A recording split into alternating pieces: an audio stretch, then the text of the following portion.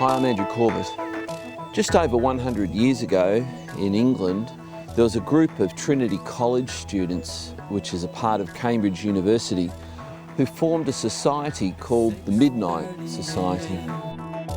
Many of the members of the Midnight Society became professors and novelists and playwrights. This was at a time when largely Christians were looking down at the role that fiction and novels played in shaping culture. But 100 years later, the very things that the Midnight Society set out to achieve are now coming to fruition. And it was largely on a 100-year plan that they were working.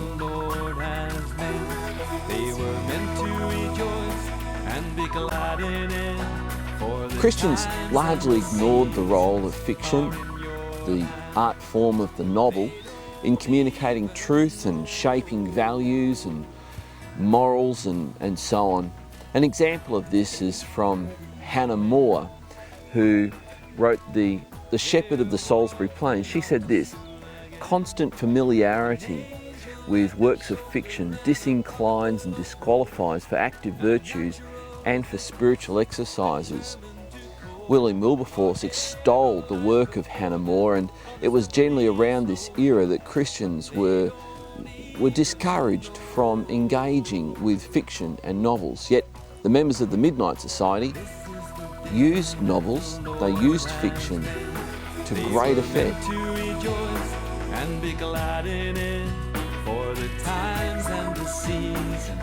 The Midnight Society included people like Bertrand Russell, it included Lytton Strachey, it included novelist Thomas Hardy, and it also encompassed people who weren't actually a part of Trinity College, Cambridge, George Bernard Shaw and H.G. Wells, to name a couple. There were no formal requirements for being a member of the Midnight Society. The only requirement really was that they had to despise Christianity, and they had to commit themselves to undermining Christianity in society. It's 10:30 p.m. The members of the Midnight Society saw Christianity as prudish and hampering society and holding it back by suppressing people's natural sexual urges.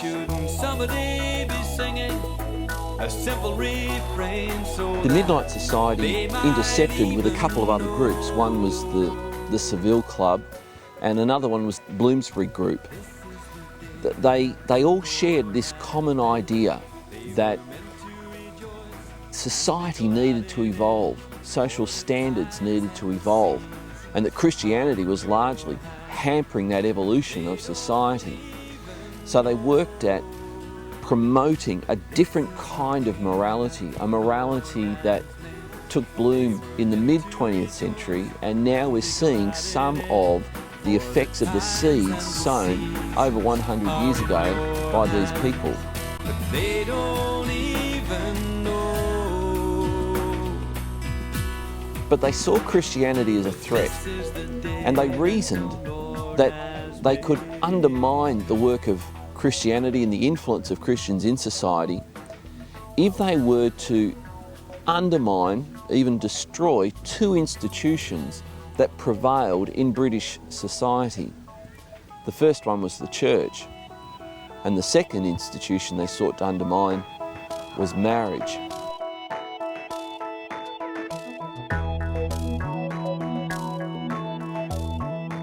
They reasoned that if they could discredit the church and undermine marriage, they could remove Christian influence from society. And the guilt that's normally associated, which they believed was a societal conditioning, could be eradicated. It itself could be removed. According to Ian Murray, in his book Undercover Revolution, How Fiction Changed Britain, he says that the members of the Midnight Society sought to make homosexuality socially acceptable. They sought to portray it in their writings and in their literature and the art that they put out, that homosexuality was natural it was involuntary. You were born with it, you were predisposed to it, and that it certainly wasn't immoral.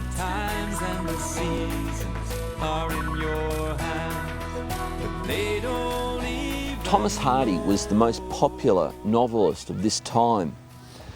He had an early encounter with Christianity, but for some reason turned his back on it. And he became an enemy of the church, an enemy of Christianity, and clearly an enemy of God. And Thomas Hardy made continual jibes and continual put-downs and ridicule of Christians and the church and Christian morality in his novels. In fact, some of his earliest novels, publishers refused to publish them. They were so lewd.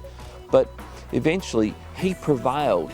He kept at it, and his argument was he wasn't creating a new morality, he was simply writing about a morality that already existed. And he eventually came to the position that it was Christianity that was immoral because it was hampering people's natural urges. Thomas Hardy despised marriage. He was married several times himself, and his first wife, Emma, greatly disappointed him. And Emma, who became a Christian, much to Thomas Hardy's own consternation, found that although Thomas Hardy was saying that Christianity hampers happiness and represses people, that she was married to someone who was deeply unhappy and deeply repressed himself, even though during their marriage he was constantly unfaithful and constantly philandering. In other words, he was living out the philosophy that he said brought happiness and fulfillment. But Emma died prematurely. And when she died, Thomas Hardy married his long-standing mistress, a woman by the name of Florence, who was 38 years his junior. And the moment they married, she too became the object of his rejection as well. And she found the very things that Emma had spoken with others about, that Thomas Hardy was a cold, uncaring, self-centered man. And in effect, he really was living out his philosophy.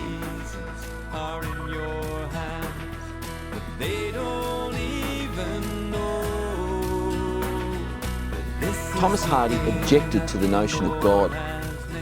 He found that God was someone who was overbearing, and so he embraced the newly formed term agnostic. Thomas Hardy and the members of the Midnight Society felt intellectually justified in their position because of Charles Darwin's recent work in The Origin of the Species. They felt that this book explained how you could now view the world without any reference to God. They felt that Charles Darwin had explained how everything had begun without the need for there even being a God. And so with this somewhat fallacious intellectual footing, they built a whole new sense of morality, a morality that just do it if it feels good, do it. And of course that took bloom through the 1960s and 70s in Western society. So Thomas Hardy hated the God he didn't believe in. In fact, most of his poems and much of his literature is directed in a vitriolic sort of way, a way of despising God, which is a very curious thing for someone to do if they don't believe in that person. And hands reach over from the bedclothes warm. Charles Darwin gave these members of the Midnight Society, the Bloomsbury Group, the Seville Club, the intellectual basis for redefining morality, for their hatred of the church, their despising of marriage. They saw the church and marriage as two institutions embedded in society that was a constant reminder of God, a constant reminder that there is a God who created, and therefore because he created, he has a right to demand a certain kind of behaviour of those he has created. By removing the church and by removing marriage, the members of the Seville Club, the Bloomsbury Group and the Midnight Society felt intellectually justified in their approach to saying that there are no restraints on how you express yourself sexually. There are no restraints on whatever your heart desires, because essentially by carrying out those desires, you are furthering social evolution. On the slippery slope, but they don't even know. Each of the members of the Bloomsbury Group and the Midnight Society worked in their writing and their art and their literature to present the church as dogmatic and uncaring and ugly. It worked to undermine the role and the place of church in society. It also sought to undermine marriage and to present marriage as something that was repressive and outdated and hindering social evolution. They're all sitting down to eat again. She's a single young mother, he's a noisy child. In fact, in Bertrand Russell's book, Marriage and Morals, he actually argued that sexual desire had no necessary connection with morality. If this is the case, I want you to think about this, but if this is the case, then is there anything wrong with any kind of sexual activity? Our law courts seem to think so. We have all kinds of serious sexual abuse crimes that can be committed. But if these people were right, then none of that has any warrant. And there's something intuitive in each one of us that tells us that's not right. A simple refrain so that they might even know. In many respects, the church was caught off guard with all of this. They didn't really know how to respond. We have some of the most famous preachers of the day, like Charles Haddon Spurgeon, just fumbling, not really knowing how to respond to this. And while all this was happening, he was seeing his colleagues embrace this kind of liberalism that was being encouraged by these critics, the Bloomsbury Group and the Midnight Society, and arguably it led to Spurgeon's earlier premature death. But there were other preachers that really just struggled to know how to respond, and so the church, I think, committed some errors.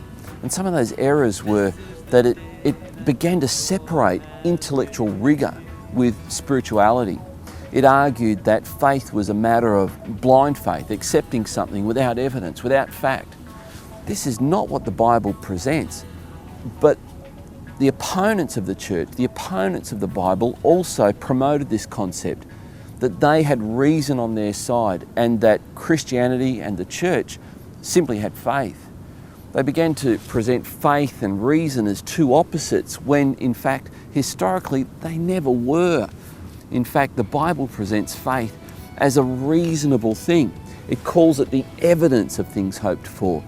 Faith in a Christian context is not blind or unreasonable. And yet, this is what many churchmen bought into and actually promoted and gave in one sense, to this false argument. Secondly, they saw that what the Bloomsbury Group and the Midnight Society were doing was really a political campaign, and their argument was we should have nothing to do with politics. We're the church, we're on a mission to save souls, we're not here to engage in politics, without realising that this was not just about politics. This was about ideas.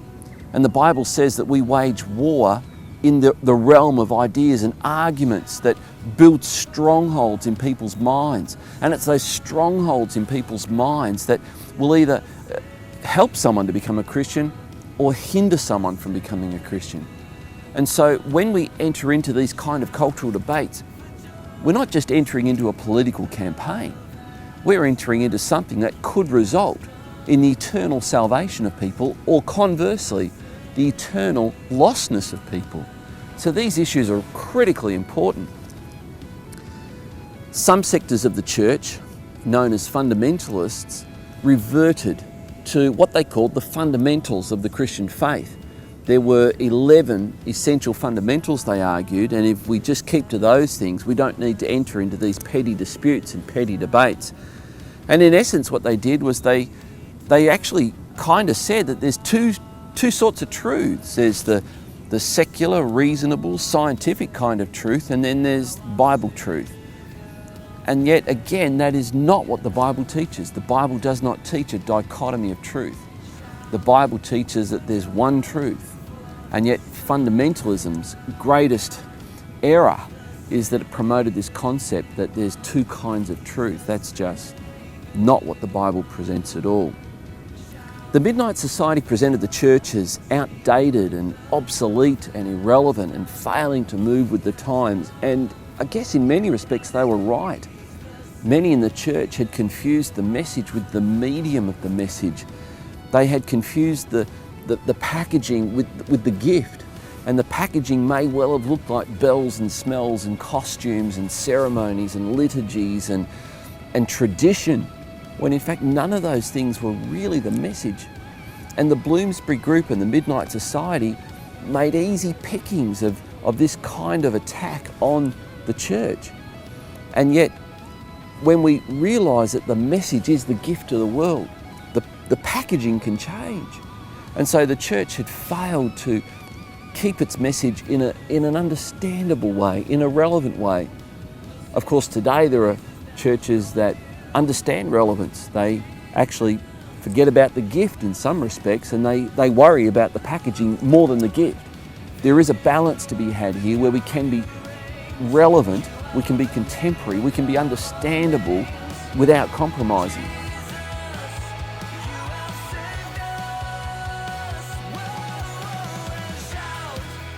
The Bloomsbury Group led questionably moral lives. They flaunted their sexuality, often in what shocked the public at the time. But when the church pointed this out, they were very quick to point out that the church itself had failed to live up to the moral standards that it was trying to defend. And unfortunately, that was true. The church had failed in many respects to live up to the moral standards that it was supposedly defending. This is completely unacceptable. But notice this, if the messenger fails to live up to the standards of the message, it doesn't make the message any less true.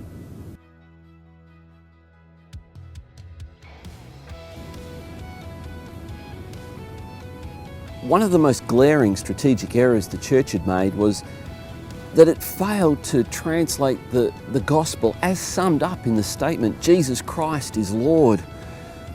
There was a failure to make that understandable, recognisable, and translated into the public square.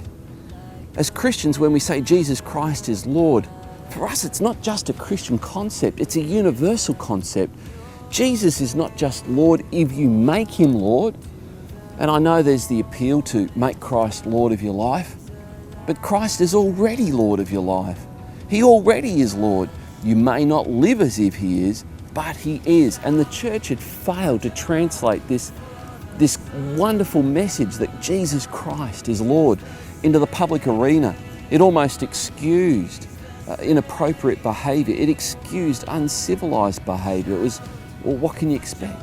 They're not Christians. They are not subject to the Lordship of Christ. But that's not true. The statement, Jesus Christ is Lord, is exceptionally relevant in the marketplace, in the halls of academia, in the public square. And the church had failed to communicate that, and it had failed to do it with any degree of passion.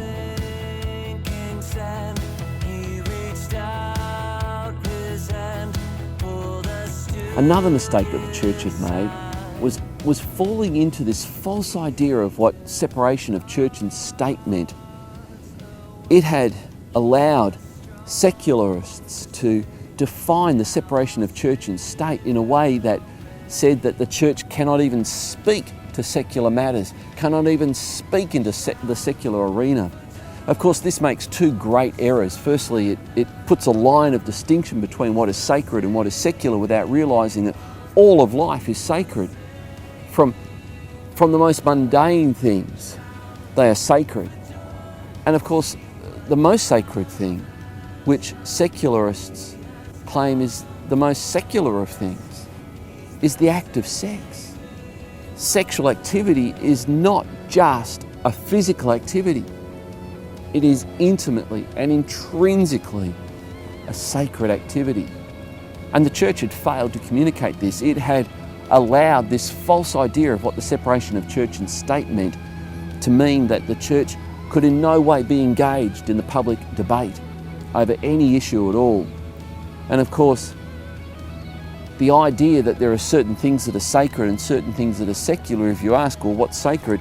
The answer is whatever takes place within your four walls on a Sunday, that's all. That's an absurd notion. The separation of church and state means that the church doesn't try to run the state and the state doesn't try to run the church. It doesn't mean that we can't hold each other accountable, and the church had failed to make this case.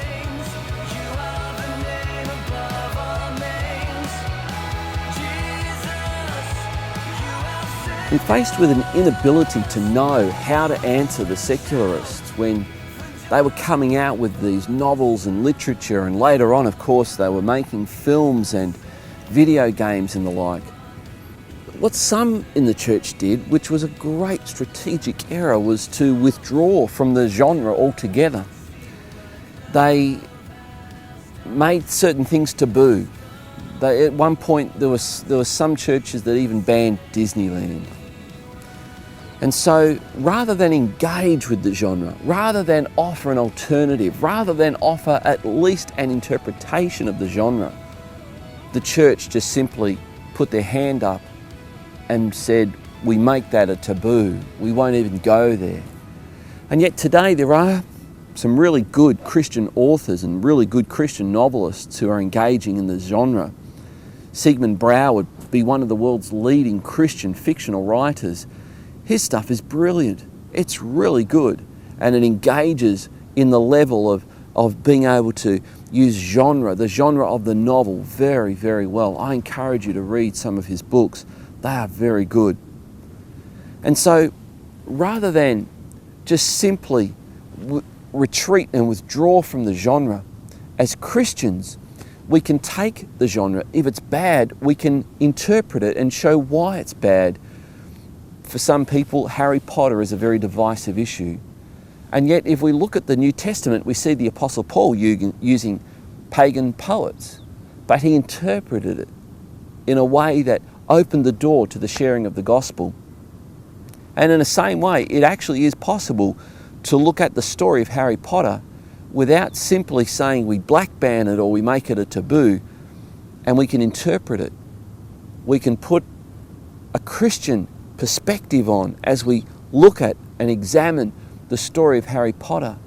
We can see good versus evil, a biblical theme. We can see life, death and resurrection, a biblical theme. We can see these sorts of things. We can see a connection between the spiritual realm and the physical realm, again, a biblical theme. I would encourage you, if you have been someone who has disengaged from the genre that the world uses, I invite you to re-engage. Of course, there are Christians who've used the genre of this kind of fantasy writing, such as C.S. Lewis in the Chronicles of Narnia, that are overtly Christian. They make a wonderful contribution to conveying the Christian message.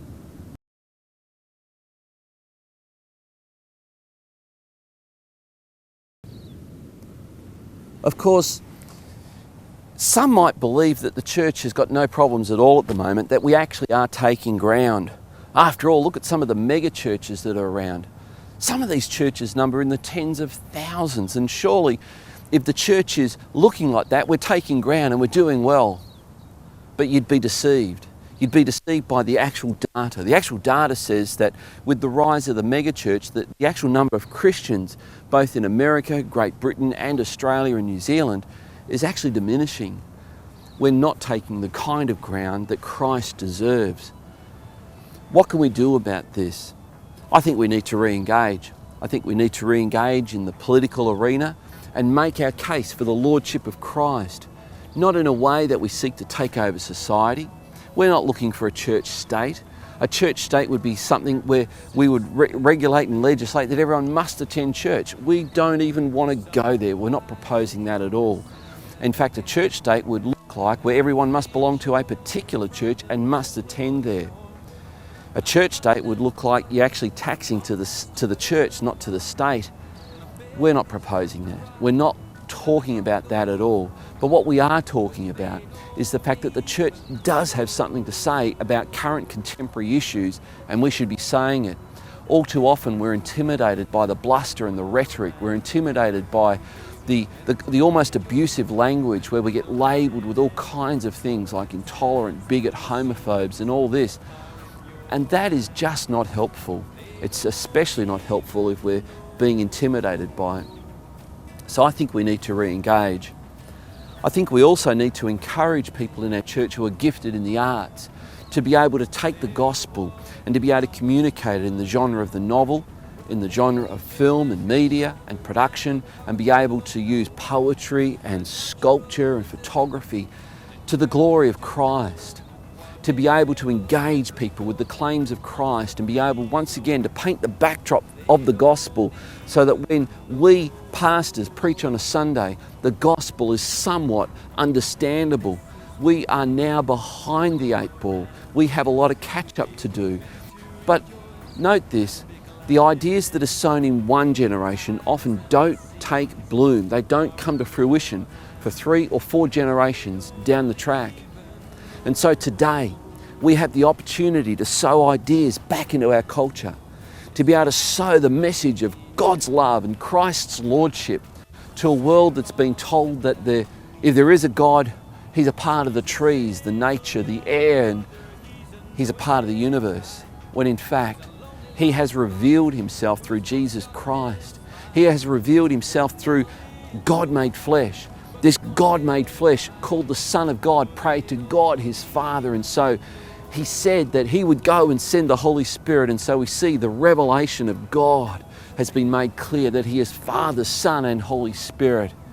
He is a personal God and He is Lord of the universe. And we as the church can once again engage our culture with these kinds of claims. We can sow ideas about morality is sacred. We can sow good ideas about sexuality is sacred. It's not just physical.